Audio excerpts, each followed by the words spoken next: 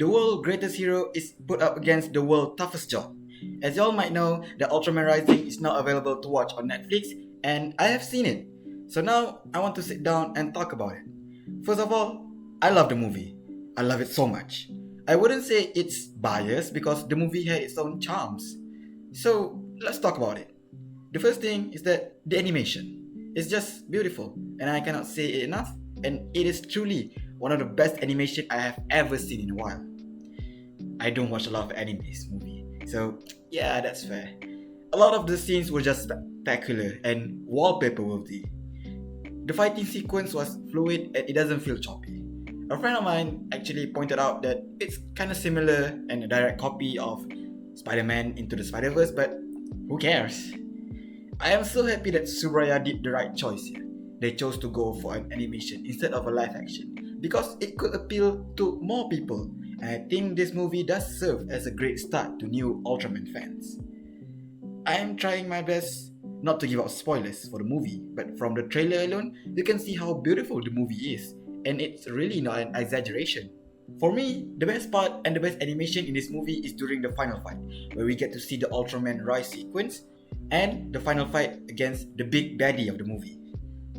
The final fight was one of the best and most epic fight in Ultraman history.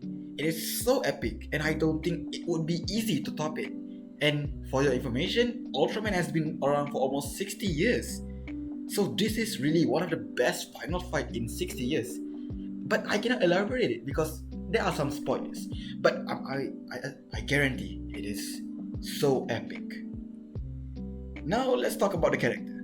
The protagonist is not bad and is pretty decent. It is pretty similar to majority of Ultraman hosts, who are still a teenager and learning as the day goes by. This is so that the people who watch them can relate and can learn something from them. And I think that's what Ultraman is. The basic idea of Ultraman is to teach people. Amy on the other hand, Amy is a good girl. It's a cute girl. I love Amy. We love Amy. Now for the side character, I feel like there are a waste of potential. I mean, for some of them, they only have little screen time that we eventually forgot about them. For example, Ami, the reporter lady.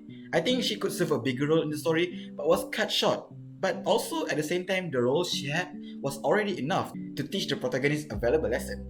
The dad was okay, nothing special. But I appreciate the theme of family in this movie. Let's put aside the robot, because I think it could be another Izu.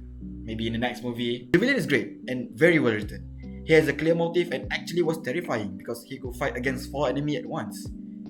The villain was a human and he showed his human side to other humans.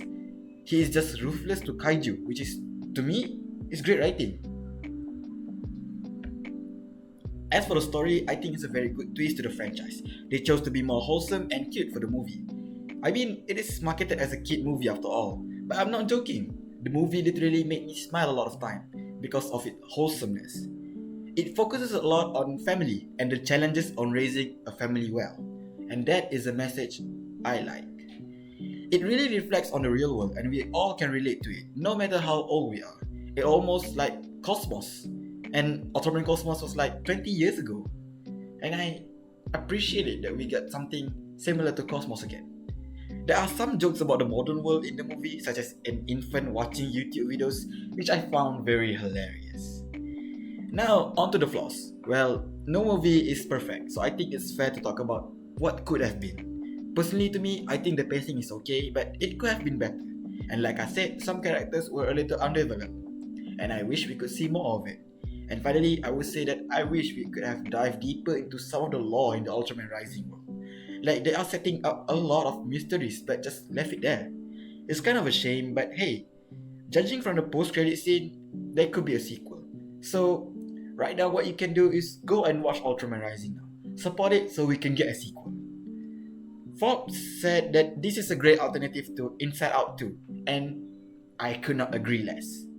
IGN gave it an 8, which is great, and said that it could be the best animated film of the year, which I also couldn't agree less.